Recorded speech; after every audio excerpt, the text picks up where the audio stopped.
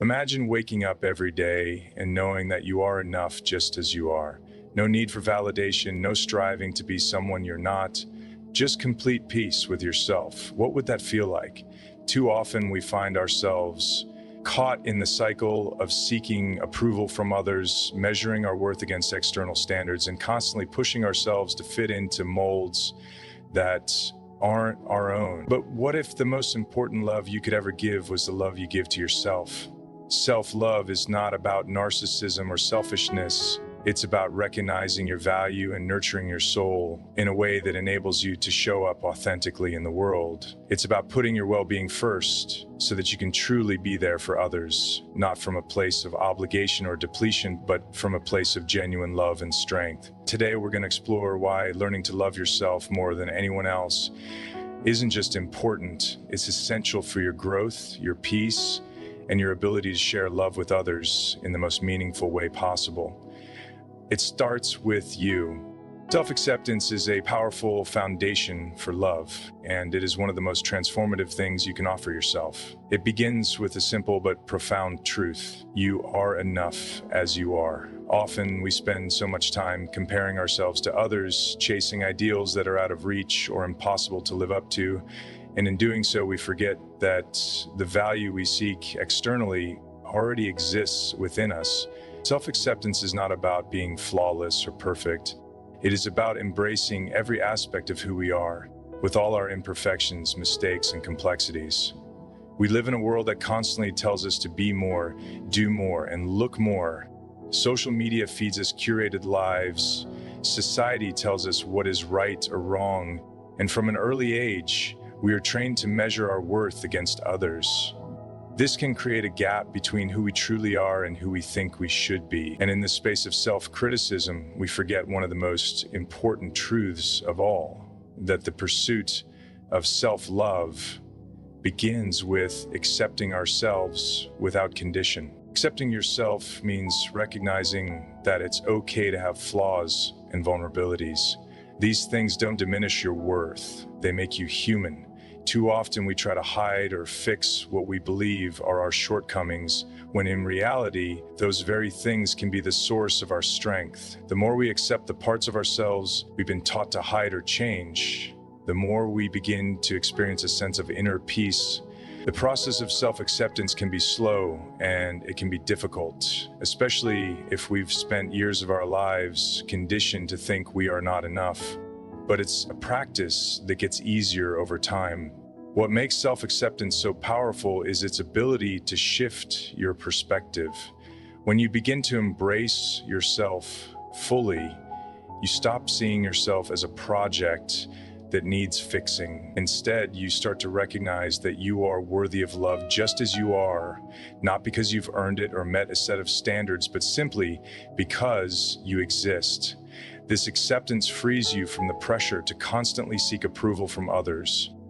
You stop measuring your worth through the lens of others' expectations, and you start finding value in your own unique journey. Self-acceptance allows you to forgive yourself for past mistakes and make peace with the decisions you've made. We all have moments of regret, but to truly accept ourselves is to acknowledge that these mistakes don't define us. They are lessons, not labels.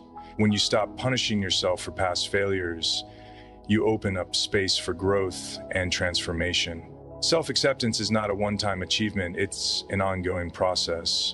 It's about learning to love yourself daily, despite the challenges life throws at you, and despite the voices that may tell you otherwise.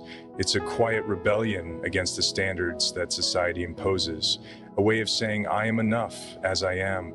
When we cultivate self-acceptance, we lay the groundwork for deep, unconditional love. Not just for ourselves, but for others as well.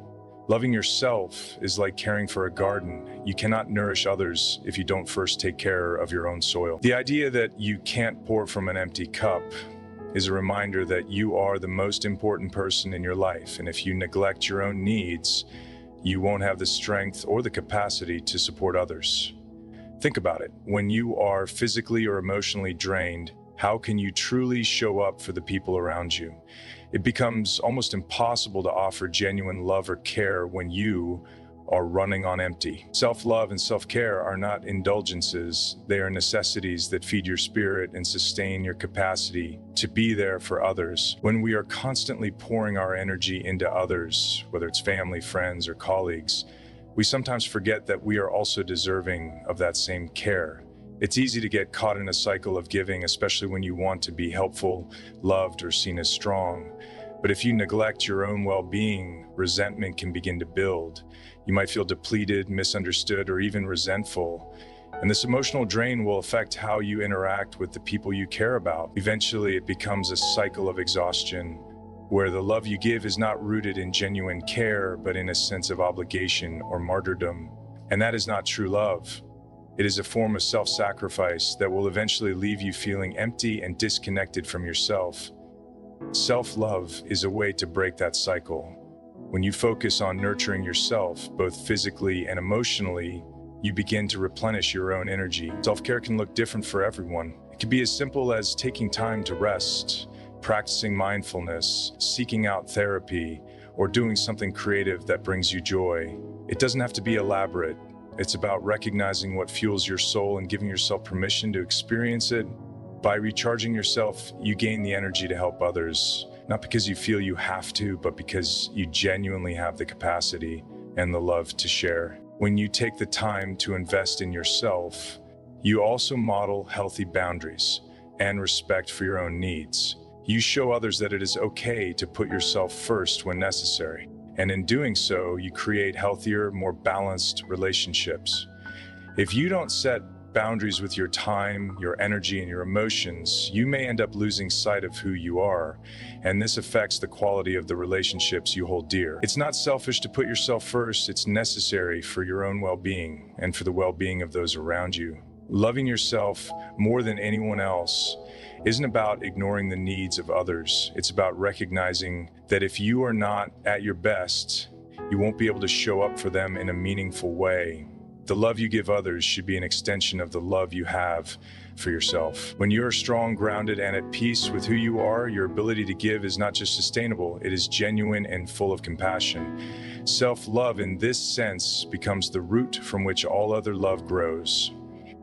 Living authentically and embracing yourself without the constant need for approval is one of the most empowering aspects of self-love. We often spend much of our lives seeking validation from others, whether through praise, recognition, or simply trying to fit in with societal norms. However, living authentically means freeing yourself from the pressure to conform to external expectations and allowing yourself to be true to who you are, regardless of whether others approve. It's about creating your own standards for what makes you valuable and worthy of love. The need for external approval can be consuming, as it often leads to a cycle of seeking validation from others to feel good about yourself. But the problem with this is that approval from others is fleeting, and it's not always aligned with who you truly are. When you base your self-worth on what others think, you are at the mercy of their opinions, which are often influenced by their own insecurities and biases. This creates a constant tug-of-war between who you are and who you think you need to be to gain acceptance. It's exhausting, and it can lead to a sense of emptiness because you're not living for yourself, you're living for someone else's approval. Living authentically means breaking free from that cycle and embracing your true self, with all your quirks, passions, and imperfections. When you stop seeking validation from others, you begin to appreciate your unique qualities. You start to value your voice, your choices, and your journey, knowing that you don't need to fit into anyone else's mold to be worthy. You begin to make decisions based on your own needs, desires, and values, not on what others expect from you. And in this space of authenticity, you experience a deep sense of peace and self-assurance.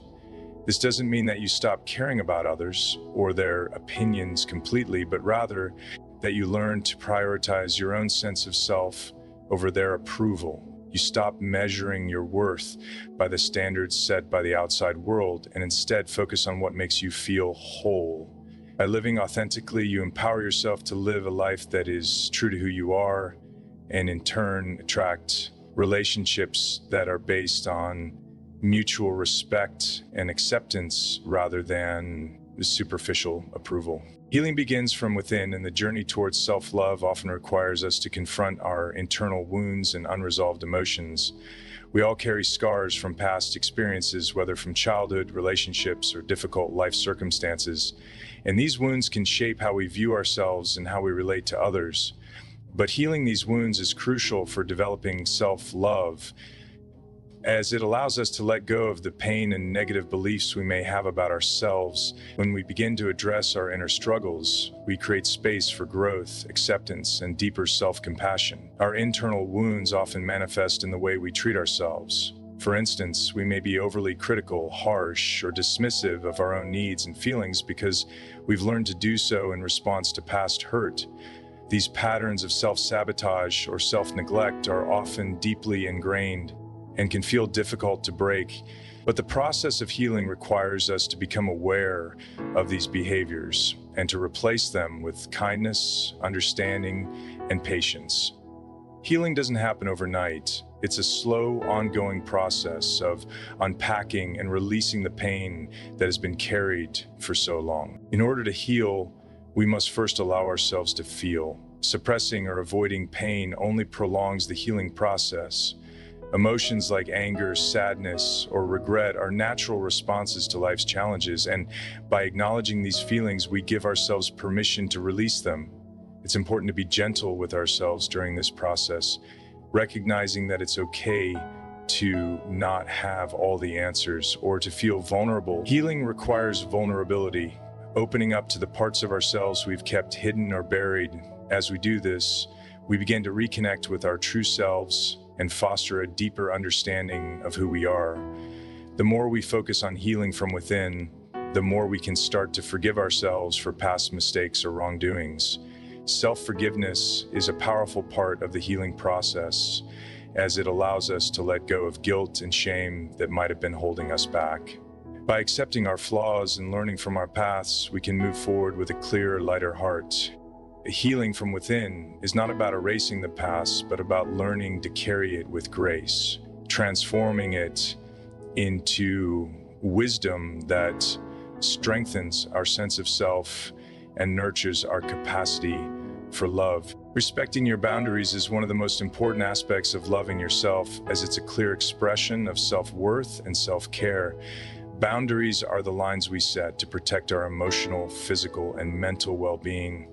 They define how we allow others to treat us, what we are willing to tolerate, and what we need in order to feel safe and respected. When you set healthy boundaries, you are affirming to yourself that your needs are valid and that you deserve respect and care just like anyone else. We might feel guilty about setting boundaries because we don't want to disappoint others or seem unkind. However, the truth is that not having boundaries or constantly compromising them can lead to burnout, resentment, and emotional depletion. When you fail to set clear limits, you end up overcommitting yourself, neglecting your own needs, or allowing others to take more than you can give. This can erode your sense of self-worth and leave you feeling unappreciated or taken advantage of. Setting boundaries is a form of self-respect. It's about recognizing your limits and being honest with yourself about what you can give without sacrificing your well-being. Boundaries also help build healthier relationships because they encourage mutual respect. When you establish what you need, whether it's time, space, or emotional support, you communicate that your needs are just as important as anyone else's. And by respecting your own boundaries, you teach others how to do the same. Healthy boundaries allow for deeper, more authentic connections because they create a space where both people's needs are honored. Ultimately, respecting your boundaries is an essential act of self-love, ensuring you stay grounded and emotionally well in all aspects of life.